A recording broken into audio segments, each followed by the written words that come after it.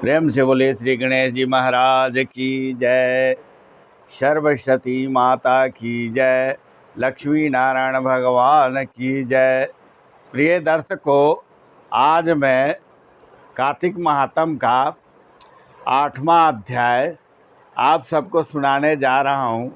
कृपया यह महात्म बहुत ही पुण्यदायक है और यह महात्म जरूर सुने। महात्म इस प्रकार है। जलंधर राक्षस द्वारा भगवान शिव के पास देवी पार्वती को प्राप्त करने की मांग हेतु दूत भेजना, शिव द्वारा इनकार करने पर राक्षस द्वारा अपनी विशाल सेना सहित शिवजी एवं उनके गणों पर आक्रमण करना, दोनों के मध्य भीषण युद्ध आरंभ होना। कथा इस प्रकार से है। देवर्षि नारद जी के चले जाने पर दैत्य जलंधर ने अपने राहु नामक दूत को बुलाकर कैलाश पर जाने की आज्ञा दी और कहा कि वहाँ पर एक जलंधर जटाधारी शंभु नामक जोगी रहता है, उससे मेरा पराक्रम और ऐश्वर्य कहकर उसकी सर्वांग सुंदरी भामिनी को मेरे लिए मांग लाओ। तब उन वचनों को सुनकर वह दूत भगवान शिव के निवास स्थान पर कैलाश पर्वत पहुंचा और वहां भगवान शिव के द्वारपाल नंदी ने उसे सभा के भीतर जाने से रोका, किंतु वह अपनी उग्रता से शिव की सभा में चला गया और शिव के आगे बैठकर उनकी आज्ञा ले वह सब संदेश कह सुनाया जो कि दैत्यराज ने कहा था। फिर तो उस राहु नामक दूत के ऐसा कहते ही भगवान शिव अत्यंत क्रोधित हो गए। उनकी भौं में से एक भयंकर मुख वाला विकराल पुरुष प्रकट हो गया, जिसका मुख सिंह के समान था और जो कि मानो दूसरा नरसिंह ही था। वह दौड़कर राहु को खाने के लिए आगे पहुंचा। राहु बड़े जोर से भागा, परंतु उस विकराल पुरुष ने उसको पकड़ लिया। दूत ने शिव की शरण लेकर कहा कि हे महादेव, एक तो मैं ब्राह्मण हूँ, दूसरे मैं आपके पास दूत के रूप में आया हूँ, आप कृपया करके मुझे मत मारिए। शिव जी ने उस पुरुष से राहु को छोड़ देने के लिए कहा तो उस भयंकर पुरुष ने राहु को आकाश में छोड़कर भगवान शिव से कहा, मुझे बड़े जोर की भूख लगी है, मैं क्या खाऊं? माहेश्वर ने कहा, यदि तुझे भूख लगी है तो शीघ्र ही अपने हाथ पैरों के मांस का भक्षण कर लो। शिव जी की आज्ञा से वह पुरुष शीघ्र ही अपने हाथों और पैरों का मांस भक्षण कर गया। अब केवल उसका मुख मात्र शेष रह गया। तब उसका ऐसा कृत्य देखकर शिव जी ने प्रसन्न होकर उसको अपना आज्ञा पालक जानकर उसे अपना परम प्रिय गण बना लिया और कहा कि मेरी पूजा के समय अब तेरी भी कीर्तिमुख नाम से पूजा होगी और जो तेरी पूजा नहीं करेंगे वह मेरे प्रिय न होंगे। शिव जी से ऐसा वर पाकर उस पुरुष को बड़ी प्रसन्नता हुई। उस दिन से वह शिव जी के द्वार पर कीर्तिमुख नामक गण होकर स्थित रहने लगा।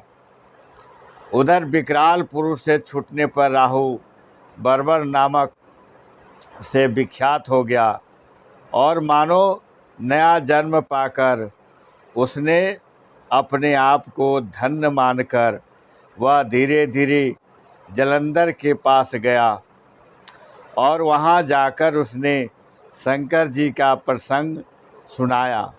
उसे सुनकर दैत्यराज को बड़ा क्रोध आया और उसने सब दैत्यों को सेना सजाने की आज्ञा दी। दैत्य तैयार होने लगे। एक से एक महाबली दैत्य करोड़ों की संख्या में निकलकर युद्ध के लिए शामिल हो गए।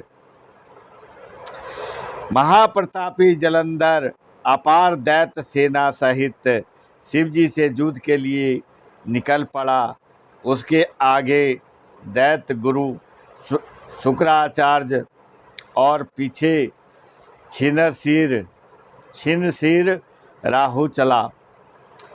फिर तो उसी समय जालंधर का मुकुट घिस कर पृथ्वी पर गिर पड़ा।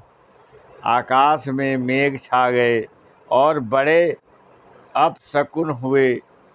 उधर इंद्र आदि सब देवताओं ने एकत्र होकर कैलाश पर जाकर शिवजी के पास पहुंचकर सारा वृत्तांत कहा और यह भी कहा कि आपने जालंधर से युद्ध करने के लिए जो भगवान विष्णु को भेजा था वह उसके वशवर्ती हो गए तथा लक्ष्मी सहित जालंधर के वश में होकर उसके महल में निवास करने लगे हैं। अब देवताओं को भी उसके यहाँ निवास करना पड़ रहा है। अब वह सागर पुत्र आपसे युद्ध करने के लिए आ रहा है। अतएव आप उसे मारकर हमारी रक्षा कीजिए। देवताओं से यह सब कुछ सुनकर शंकर जी ने भगवान विष्णु का स्मरण किया और वे स्मरण करते ही तत्काल उपस्थित हो गए।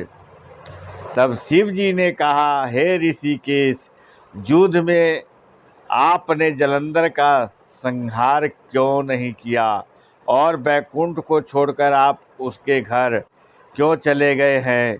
यह सुनकर भगवान विष्णु ने हाथ जोड़कर नम्रतापूर्वक उत्तर दिया कि वह महादैत्य आपके अंश से उत्पन्न हुआ है और फिर वह लक्ष्मी का भाई भी है। इसी कारण हमने उसको नहीं मारा है। वह बड़ा ही वीर व देवताओं से अजय है। इस पर प्रसन्न होकर मैंने स्वयं उसके घर में रहने का वर दे दिया है और इसी कारण मैं उसके पास रहता हूँ। तब भगवान शिव ने कहा, हे सूरवर विष्णु, आप यह क्या कहते हैं? उस दैत्य जालंधर को मैं अवश्य मारूंगा, इसमें कुछ भी संदेह नहीं है। फिर भी उस दैत्य को मारने के लिए आप सब देवता अपना तेज देने की कृपा करें। शिव जी के वचन सुनकर श्री विष्णु सहित सभी देवताओं ने अपना अपना तेज दे दिया। भगवान शिव ने देवताओं को पुनः आश्वासन देते हुए कहा, अब आप सब देवता जालंधर को मेरे द्वारा मरा हुआ ही जानकर अपने स्थानों को जाइए। जब शंकर जी ने ऐसा कहा तो सब देवता संदेह रहित होकर अपने अपने लोकों को चले गए। कुछ देवता युद्ध की इच्छा से वहीं रह गए। ठीक उसी समय पराक्रमी जालंधर अपनी विशाल सेना के साथ कैलाश पर्वत पर को घेर कर सिंहनाद करने लगा। दैत्य के नाद और कोलाहल से शिवजी का क्रुद्ध हो गए। उन्होंने अपने नंदी आदि गणों को उसके साथ युद्ध करने की आज्ञा दे दी। कैलाश पर्वत के समीप भीषण युद्ध होने लगा। दैत्य अनेकों प्रकार के अस्त्र शस्त्र बरसाने लगे। मेरी मृदंग, शंख और तीरों, तरकू, हाथी, घोड़ों और रथों के शब्द से पृथ्वी पर कांपने लगी। युद्ध में कटकर मरे हुए हाथी, घोड़ों और पैदलों का पहाड़ सा लग गया, जिससे कि युद्ध भूमि और भी अगम्य है और कंप्यायमान हो गई। दैत्यों के आचार्य श्री शुक्राचार्य जी अपनी मृत संजीवनी विद्या से सब मृत दैत्यों को जीवित करने लगे। यह देखकर शिवगण व्याकुल हो गए और शिव जी के पास जाकर सारा वृत्तांत सुनाया। उसे सुनकर भगवान रुद्र के क्रोध की सीमा न रही। वह अपने भयंकर रूप से दिशाओं को प्रज्वलित करने लगे। फिर तो उस समय उनके मुख से एक बड़ी भयंकर तालजंघा नामक कन्या उत्पन्न हुई, जिसकी दोनों जंघाएं ताल वृक्ष के समान थी। वह युद्ध भूमि में जाकर असुरों को मुख में डालने लगी। युद्ध भूमि में इस प्रकार विचरते हुए वह शुक्राचार्य के समीप पहुंची और उन्हें उठाकर मुख में डाल लिया और स्वयं भी अंतर्ध्यान हो गई। शुक्र के गुप्त हो जाने से दैत्यों का मुख मलिन पड़ गया और वह युद्ध भूमि में छोड़कर भाग गए। इस पर उनके शुंभ, निशुंभ और कालनेमी आदि सेनापतियों ने अपने भागते हुए वीरों को रोककर शिवगणों पर बड़े भीषण प्रहार करने आरंभ किए और ऐसे ही शिव के नंदी आदि वीरगणों ने भी प्रहार किए। इनमें गणेश और स्वामी कार्तिकेय भी थे। अपने गणों को रोककर दैत्यों से भीषण युद्ध करना आरंभ किया। नारद जी कहते हैं, उस समय शिव जी के गण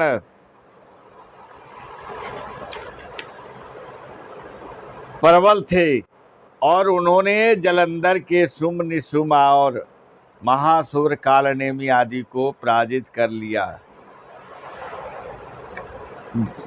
यह देखकर सागर पुत्र जलंधर एक रथ पर, जिस पर लंबी पताका लगी हुई थी, चढ़कर युद्ध भूमि में जाकर घोर संग्राम करने लगा। इधर जयशील शंकर के गण भी युद्ध में तत्पर होकर गरजने लगे। इस प्रकार दोनों सेनाओं के हाथी, घोड़े, रथ, शंख, मेरी तथा दोनों ओर से वीरों के सिंहनाद से पृथ्वी त्रस्त हो गई।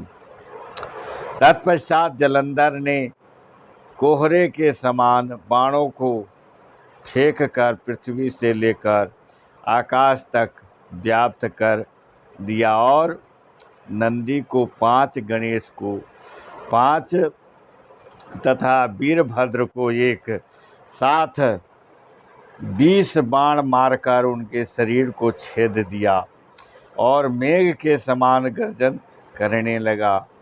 यह देखकर रुद्रपुत्र कार्तिकेय ने भी दैत्य जलंधर को अपनी शक्ति उठाकर मारी और घोर गर्जन किया, जिसके आघात से वह पृथ्वी पर गिर पड़ा।